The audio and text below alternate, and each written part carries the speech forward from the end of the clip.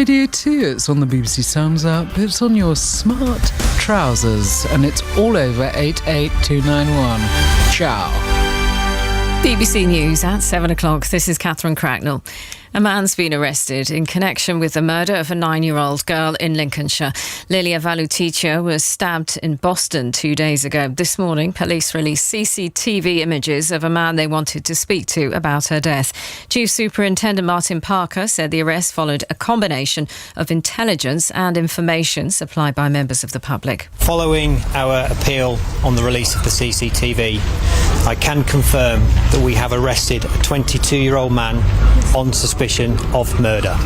Officers detained the man in Boston Central Park area around 2:45 p.m. today. 3 former health secretaries have urged the government to compensate the victims of the infected blood scandal as soon as possible. The chairman of the public inquiry into the tragedy has said the thousands of people affected should receive immediate interim payments because of the profound physical and mental suffering they've endured. The government has said it's urgently looking into the recommendation. Jeremy Hunt, Matt Hancock and Andy Burnham have all urged Boris Johnson to ensure the money is paid out quickly. 3 teenagers have been killed and another's been seriously hurt in a crash in North Yorkshire. Police say a 17-year-old boy and 2 18-year-old men died when the car they were travelling in crashed near Bedale last night. The 18-year-old man who was driving is being treated in hospital. Pope Francis says health issues are likely to force him to carry out fewer foreign trips and potentially even retire. He was speaking after a 6-day visit to Canada.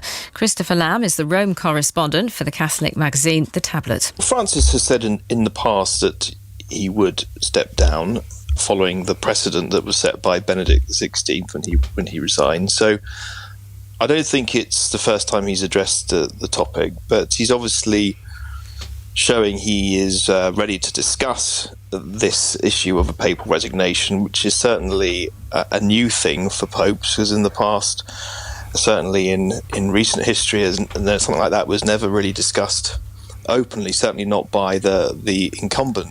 The British driver George Russell will start on pole position for the first time in his Formula One career at the Hungarian Grand Prix tomorrow. He had the fastest lap in qualifying in his Mercedes. Here's the moment the 24-year-old stuns the Ferrari drivers. It's pole for George Russell in the Mercedes, a 1:17.3 ahead of Carlos Sainz and Charles Leclerc. The Mercedes pit wall, look on. No one is going quicker at the moment. George Russell, take a bow in that Mercedes, puts it on pole for the Hungarian Grand Prix. And the weather, Scotland and Northern Ireland will be mostly dry with the odd spot of rain in the east, cloudy further south with outbreaks of rain drifting in from the west.